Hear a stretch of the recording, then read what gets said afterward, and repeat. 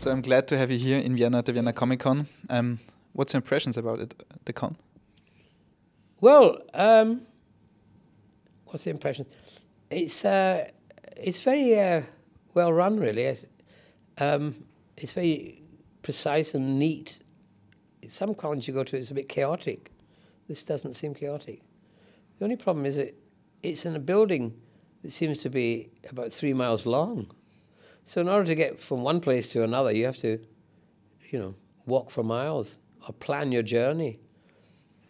Thank God they don't ask you for your passport on the way, but you feel like it. It's a big, big place. It's great. It's great. I mean, and the fans are lovely. I mean, they've been great. I did a Q&A this morning, and it's in English, and yet they seem to understand every word I said, which is more than I did. One of your big roles in the last years was Radagast the Brown. How does it come that you get the role? Well, what happened was 12 years before I was up for Bilbo Baggins in Lord of the Rings. They saw me and they gave me a screen test for it. And they had about half a dozen, maybe a dozen actors they were looking at. And it took a year for them to whittle away, to get rid of. And they kept phoning up and saying to my agent, "Oh, don't let him get booked for those dates, because he's still, we're still thinking about him." And then you go down to 2 of us. There was just 2 of us. And then Ian Holm got it, which is okay, because he's a great actor. I mean, I presume if he'd have asked for too much money, I would have got it. But that's why I was there, just in case. So they knew me from that. Peter Jackson knew me from that. Then also I was doing King Lear with Ian McKellen, who played Gandalf for the Royal Shakespeare Company. And for a year and a half, we toured the world doing this King Lear, and I was his fool. We went to New Zealand, and Peter Jackson saw me and met me in the flesh. So that was the next step towards doing it.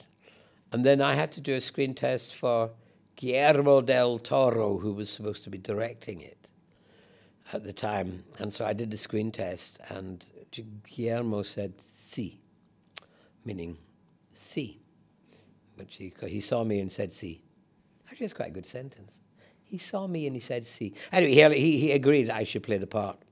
But then eventually, because of money problems, he had to go on to do other things, and so Peter took over and directed it. But that's how I got it, really, over a long period. How do you remember your time filming the film? Having a great time, really. New Zealand's a beautiful country. The people are really friendly. I had a lovely time. It was 3 years of my life, but I wasn't. Others, like the dwarfs, they stayed there with their families for 3 years. I kept coming back. So in order to make it even more interesting than just flying all the way from London to Wellington, I would stop off for a couple of weeks in China, or going back, go to India, or go to the South Sea Islands, or go to Bangkok or Japan. So I made that a really interesting job, traveling and seeing places on the way out and back. Australia, all over the place. So time is a little bit pressing. So what's your next films, or where can we see you next time? Well, a film, I was in Rome about 3 weeks ago, at the Rome Film Festival, a short film called Beauty, which won the prize for the Rome Film Festival. That's coming out, and I sing in it. I'm actually singing in it. I just finished a film yesterday, do you think? Or was it the day before? Anyway, I just finished a film, the one in Dresden, where for the same Italian film company, and it's about a painting by Raphael. Well, it'll be coming out in the 2020, because it's Raphael's anniversary. It's about this famous painting called the Sistine Madonna, and I played a Russian Jewish intellectual in it, which is great, fun. Well, not really, it's very straight, but it's fun being straight. So thank you for your time, and have a good stay here in Vienna. till Tuesday, sadly, not any longer. I'm going to the opera. I first came to Vienna in 1972. That's long ago. And we were touring Europe, this group, and we had a big long weekend off. And I said to my girlfriend, let's go to the central station in Amsterdam and take the first train out to anywhere interesting.